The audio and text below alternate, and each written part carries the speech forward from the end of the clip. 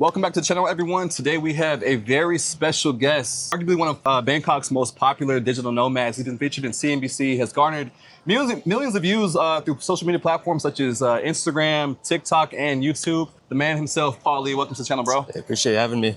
This is long overdue. We've both been in Thailand for quite some time. You definitely longer than me. How long has it been for you now? Been here for 4 years. For 4 years. Sure, like a lot has changed in life over those 4 years. Interesting enough, prior to you moving here, we had both met in the US. So I know none of you guys would know that, but yeah, we had met before through some mutual friends. Shout out to Brian Jung and Andrew. But for those who are not familiar with you, if you would just introduce yourself real quick. Yeah, so my name is Paul. I'm a 28-year-old Korean American. I moved out here 4 years ago and I permanently left New York City to basically come out here. My life has pretty much switched 180 from the hustle bustle, consumerist, status seeking, like this kind of hyper doggish lifestyle of New York City to like a very relaxed lifestyle in here in Bangkok, Thailand, and I document that journey. I document how good it is to be like a digital nomad, and that's what I do. Yeah. So I've heard you've told your story on some of your YouTube videos and through your content, and one of the interesting points that you just hit on was that you gave up that consumeristic lifestyle, kind of like chasing the next level of gain all the time, to moving to Thailand and living much more of a kind of like a sabai life. Just things are obviously a lot more chill. But where did things start for you? Like New York, like what were you doing back in the States that kind of eventually led up to you being here in Thailand? Yeah, so I was pretty much raised in a very small, poor southern city. It's called Macon, Georgia. It's one of the most dangerous, like poorest cities in America. So my environment was always kind of coming from a scarcity mindset of poverty, of just wanting to escape to the big city. So that was just my dream ever since a little kid. I just want to be successful. I want to move to Atlanta at the time, Atlanta, Georgia. Right. And then I moved there and then I was like dreaming bigger. I was like, where else is the best city in America? So in my mind, that was New York City. Mm-hmm. So I had pretty much did e-commerce to escape my rat race job and to escape my finances at the time to kind of make a name for myself. So I did e-commerce and I was successful in that. And then I moved to New York City and then I was living the dream, and then I just got super burnt out, super depressed, realizing it wasn't what I wanted and wasn't all that I thought it would be out to be.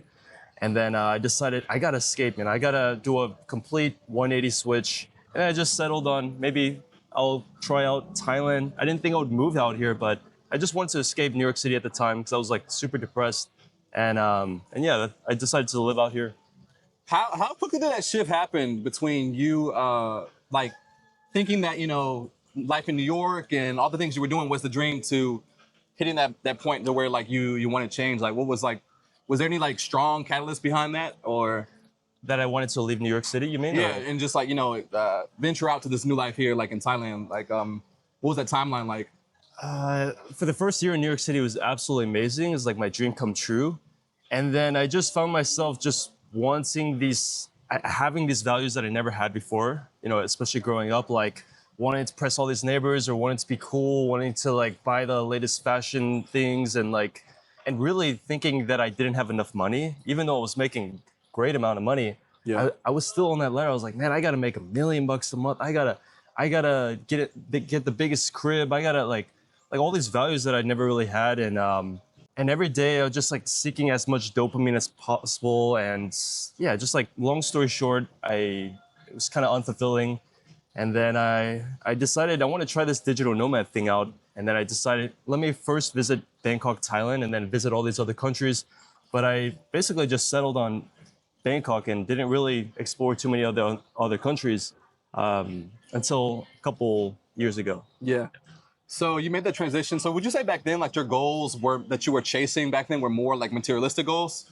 And then you eventually realized, okay, you had the material things and you wanted the more internal things, maybe like more peace and just happiness and overall enjoyment of life. Would that kind of be accurate to say? Yeah, it's interesting because like, I feel like a lot of us pursue wealth because we want happiness or we want freedom or peace. But, wealth is important, but it can easily be attained at a much less value than you might think.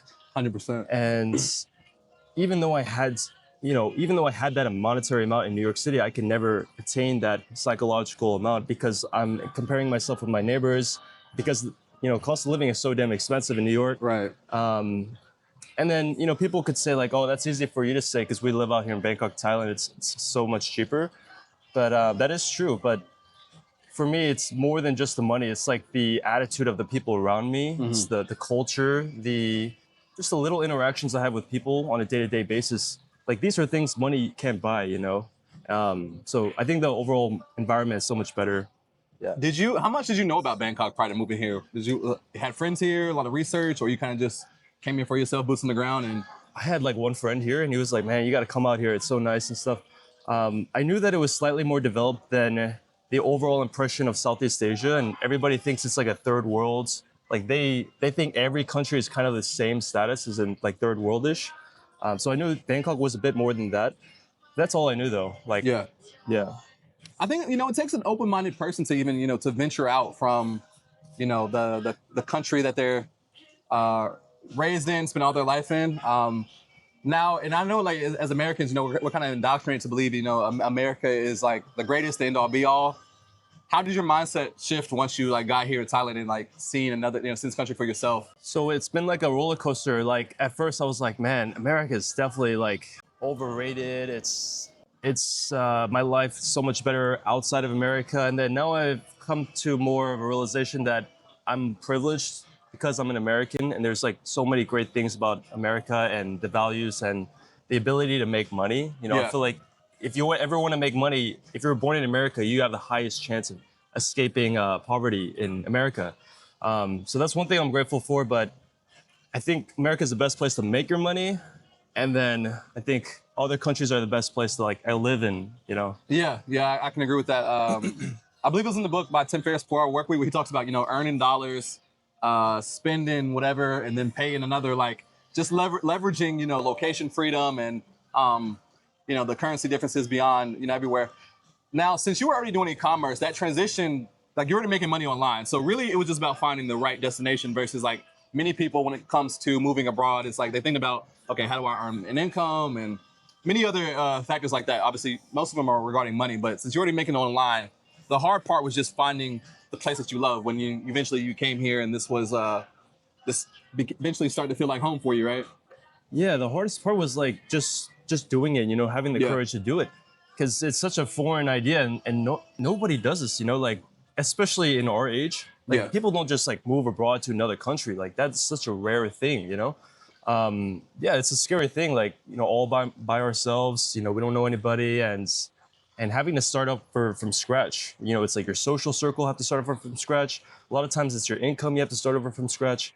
So it's a very foreign thing, but once I made that move, it's like, you know, we can be resourceful, we can find out things, we can network, we can find it out all on ourselves. Yeah. Were the people around you supportive? Like how did your mother and your father, how did they feel about when you told me you were moving across the world? Man, they just thought it was like random, like why Thailand? Like, cause I'm Korean, like why not Korea? You know?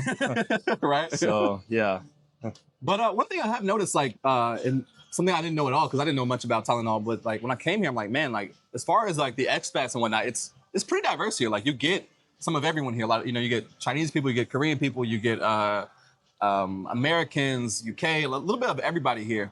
Now, once you came here to reset that social circle, how was that process for you? Was it did you immediately, you know, begin to meet people, or was it times of just kind of like isolation? Yeah, so it's funny. I came here during the pandemic, so like nothing was open, and so the only way I could actually socialize with people was just like dating girls here a bit, and then they'd introduce me to their friends and stuff. But then, just slowly, I had to make the effort of approaching like random expats or like cheersing a guy at a bar or something, and then kind of going from there. And then, of course, like utilizing Instagram is huge, you know? Right. So I'd say like as soon as you make 1 or 2 friends, then you make their friends, and then you'll have a social group going on. Then it just gets bigger and bigger. So it's very easy to meet people in that way. Yeah. So since being here, you've obviously blown up in the content space. Yeah. When did that sort of happen? Where you started to kind of like put that effort into social media to you know, grow that following? Man, it's crazy. Like the first day I came to Thailand, I actually recorded a vlog, but I never uploaded it because I was like, man, no one cares. Like people are gonna judge me for moving to Thailand, like my friends and family, blah blah blah. So I let that on my computer for like 2 years and never uploaded it. And then I decided, for the first 2 years in Thailand, I was actually not making any money. I was like burning through my savings. And yeah, I was like, man, I got to do something. I feel like I live a pretty interesting life here in Bangkok. And I saw at the time there were a couple content creators like Travis Leon Yeah, and Sam yeah. Zach Tyler. They were like kind of the OG, and Forrest Lee. And I was like, man, you know what? Let me just turn this camera on. Let me try something out. And then, yeah, it kind of just steadily grew from there, like 2 years ago. Wow. And since then, you've obviously had some significant growth. You've had, you know, Yeah. I've seen like, you've had Instagram reels that have, hitting the millions of views. Yeah, Um, crazy, crazy. so like a little side thing, like, so with you growing so much on social media, like how often are you out in public and people like recognize you? Like, every day, man. Every day? Yeah, yeah. Okay, I only push content on YouTube, but even then, like, same thing. Every time I'm out, it's like people like, oh, constantly meeting new faces, which is It's super cool, cool. man. Yeah, super Yeah, cool, it's cool. super humbling. I would have never imagined that. But the next thing that you mentioned, as entrepreneurs and people who are like self-employed, one part you just hit on was like, you were in e-commerce, but then you said for 2 years that you weren't really earning an income. And I think that's something really big to hit on, like of that ability to transition, because especially with these online business and different things, there's trends, things come and go.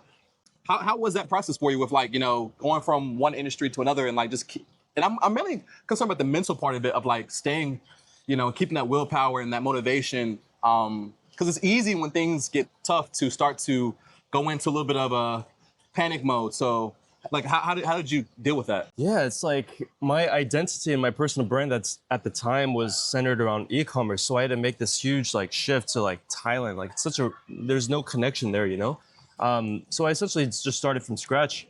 And yeah, so for me, I wasn't strongly associated that I have to do this e-commerce thing for the rest of my life. And I actually just got burnt out of it. I got Right. exhausted. I did not enjoy it at all. Like my 6 years of doing e-commerce, there was never a day where I'm like excited to do this. It's just only Okay. about the money. Yeah. And then, yeah, I was like, man, I got to do something long-term that I genuinely like, that I'm not going to get tired of.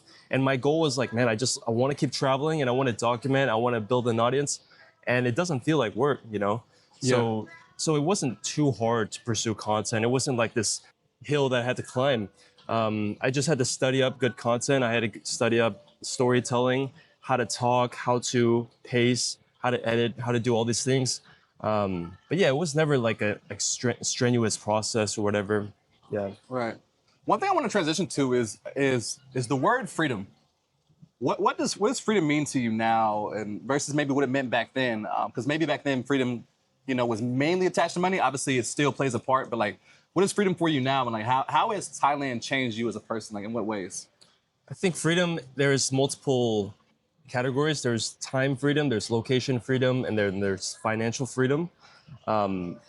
So I think a lot of people focus on the financial freedom, but they don't focus on the location or the time freedom. It's like you could be working a huge corporation job, making 400K a year, but you could be working 10-hour, 12-hour days, and then your environment could be surrounded by a bunch of like drug addicts and people who are constantly one-upping each other, and then you're not really free. You're kind of a slave in that environment, and your peer group controls you in that sense.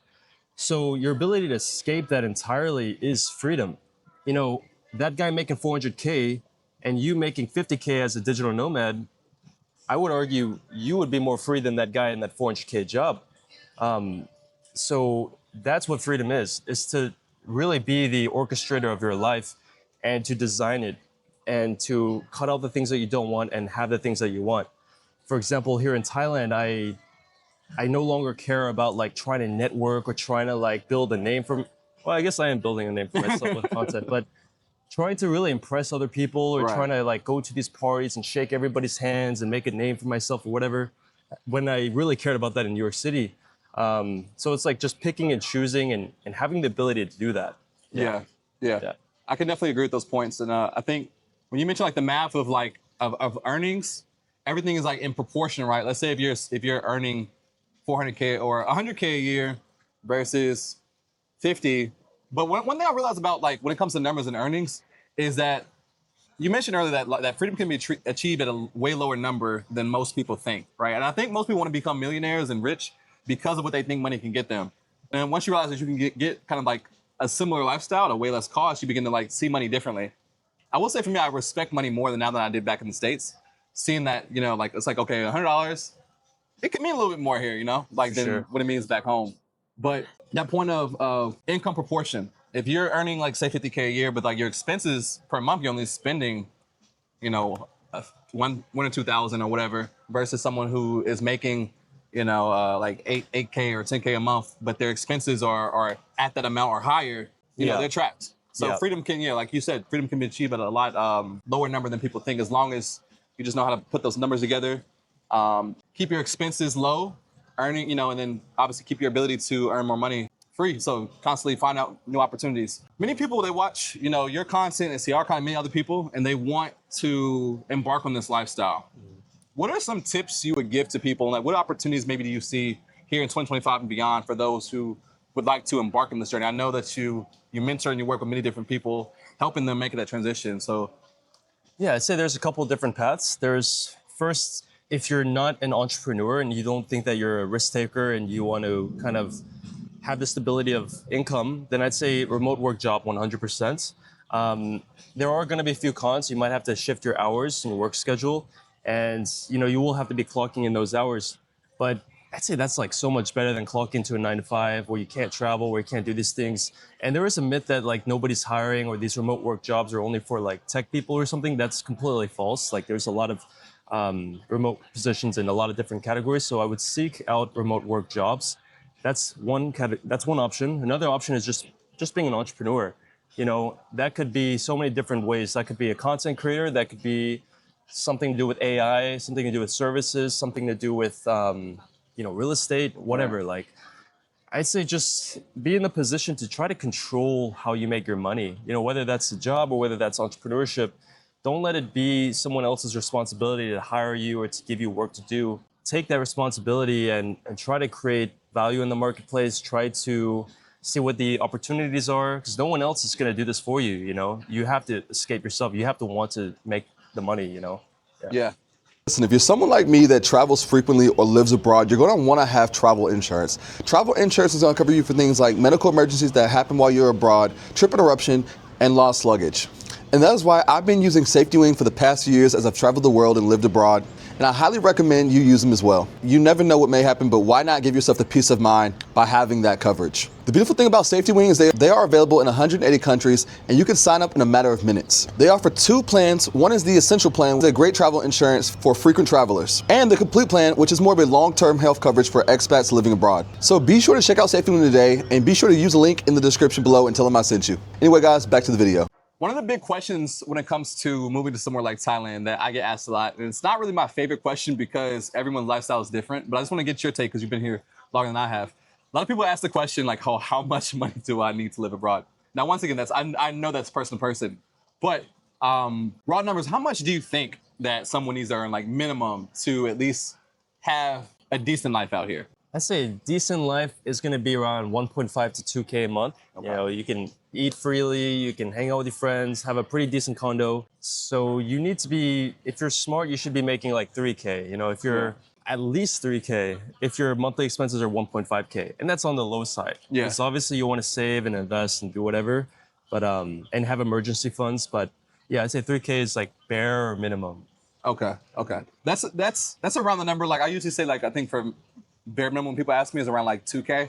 So I think that, yeah, the 2K, 3K range is like, long as you don't have like any crazy expenses like back home that you're paying, like or a bunch of debt, I think those numbers are definitely good. Like you'll survive out here, no problem, unless you're spending your time in certain parts of Thailand more than others. Yeah, that could add up, man.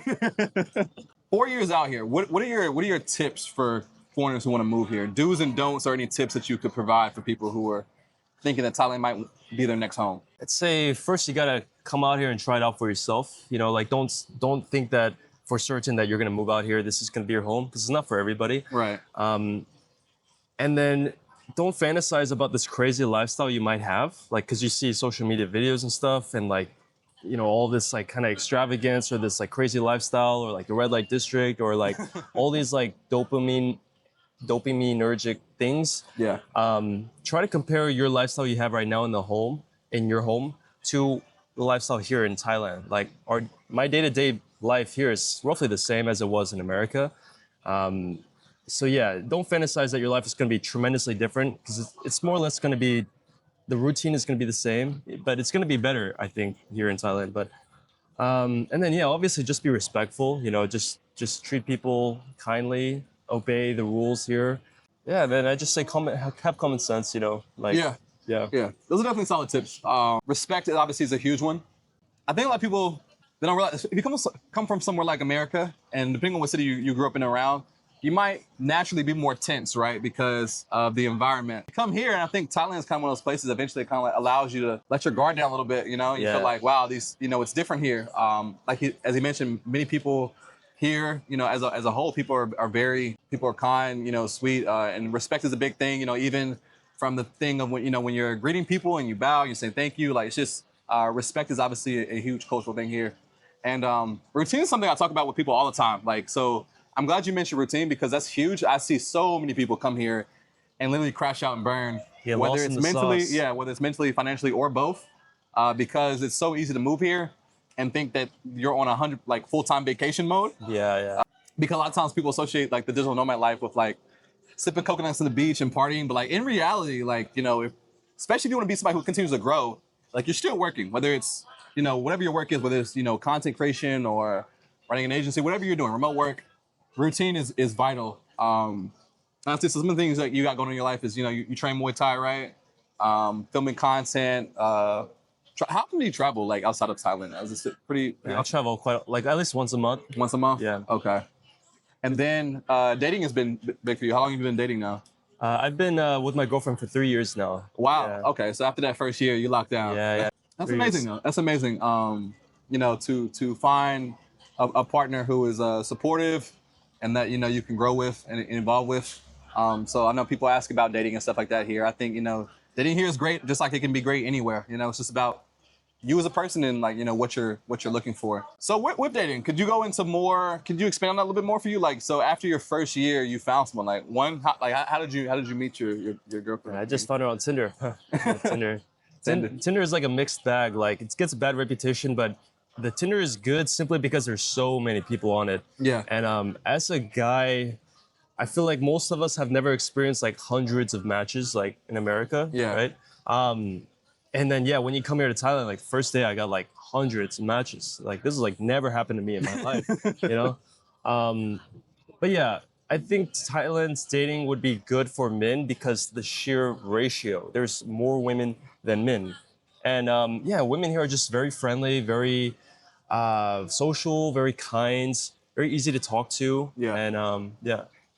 When was there any language barrier for you when you met your girlfriend? Yeah, there's quite a significant language barrier. Yeah, we had to use Google Translate, but it worked out in the end because now her English has improved tremendously and my Thai has improved a lot because we constantly have to learn off of each other. Right. Yeah. Where is your level of Thai at now? I know you've been going out for a while. Like I'd say if there's like level 5 is like a local, I'd say I'm like level 2.8. 2.8. Okay. Like 3, yeah.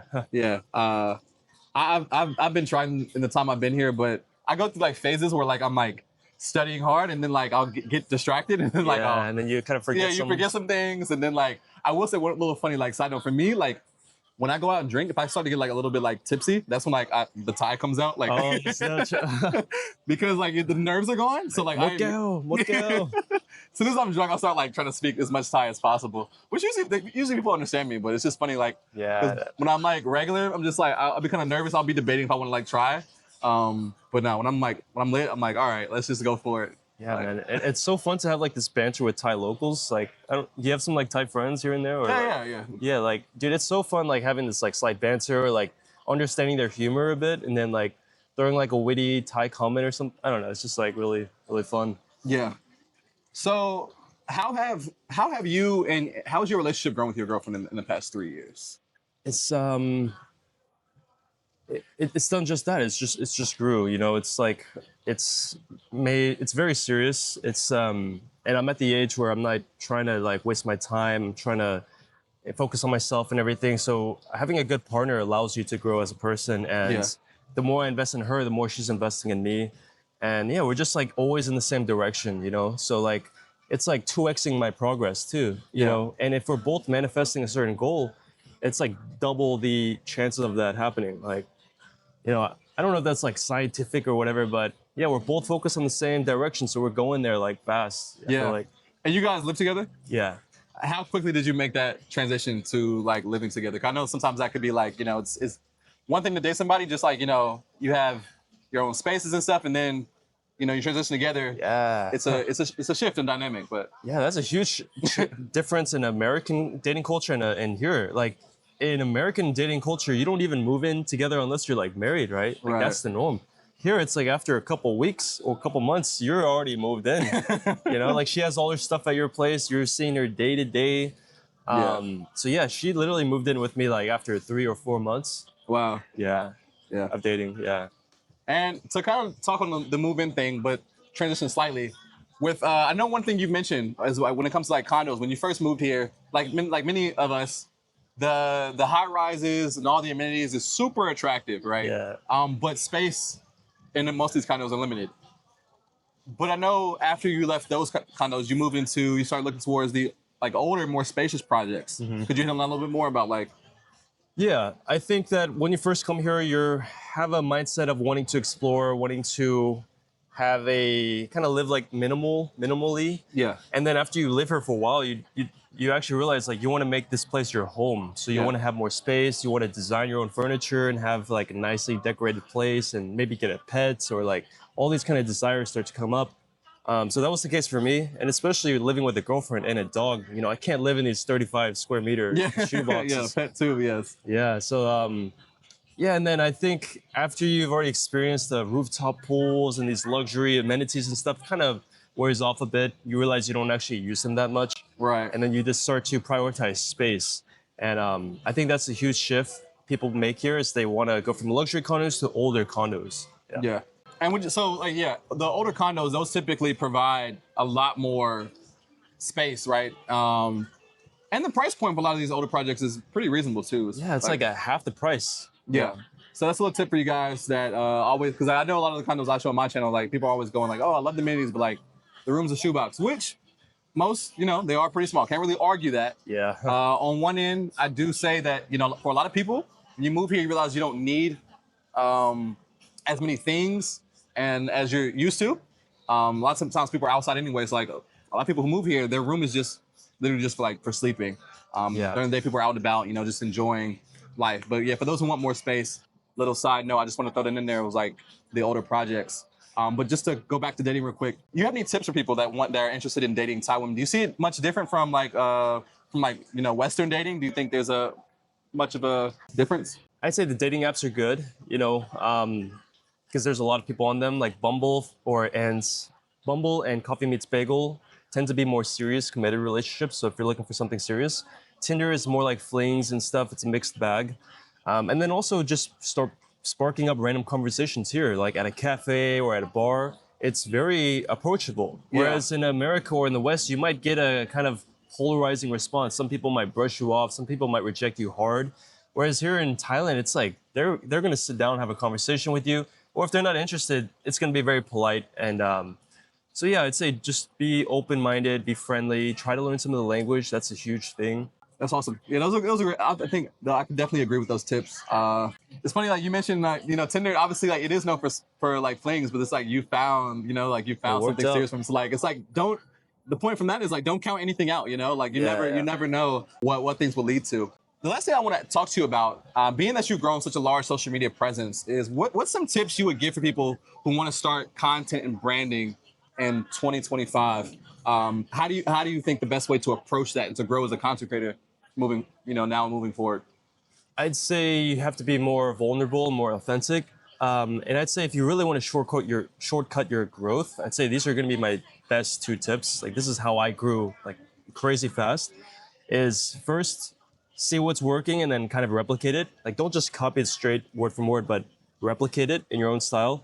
Second is ask yourself what is extremely relatable. Like what is something that random strangers who don't care about you, what would make them share your content with their friends and family, right? So your content can't be about yourself. Like even though, like for example, content might be like a day in my life or something, it's not my life. It's the viewers imagining themselves living here in Thailand. Everything is about the person watching this. So your content can't be about you. Like, can't be too much about you. It always has to be valuable for the other person. So it can either be relatable, entertaining, informational, and for informative. And it has to be quick. You know, people have such a short attention span, and yeah, always ask yourself what value is in it for the other person, right? So I'd say if you have those things in mind and you be authentic and you deliver fast and you have a good storytelling ability, I'd say you could blow up in no time.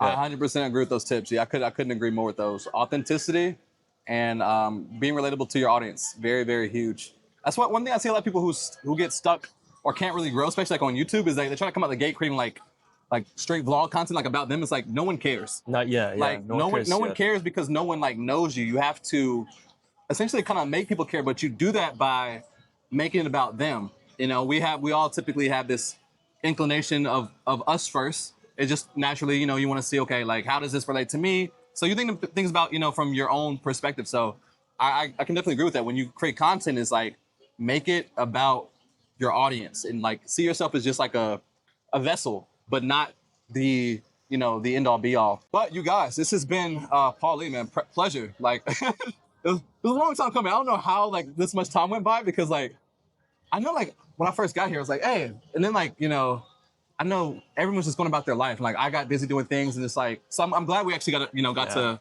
make this happen. After 4 years of like knowing each other, this is our first time. Crazy. Yeah, hopefully we'll definitely link up again though. So you guys definitely follow him if you're not already following him on YouTube, Instagram, and TikTok. Those are your three main platforms, just right? Paul Lee on everything. Paul Lee on everything, guys. Once again, man, we appreciate you for coming on here today and all the tips that you shared. If you guys enjoy it, don't forget to like this video, subscribe, and share with a friend. You know, if you know someone who wants to move to Thailand, you guys know where to find the best content for Thailand is Cheers. right here. All right, guys. See you next time. Peace. Peace.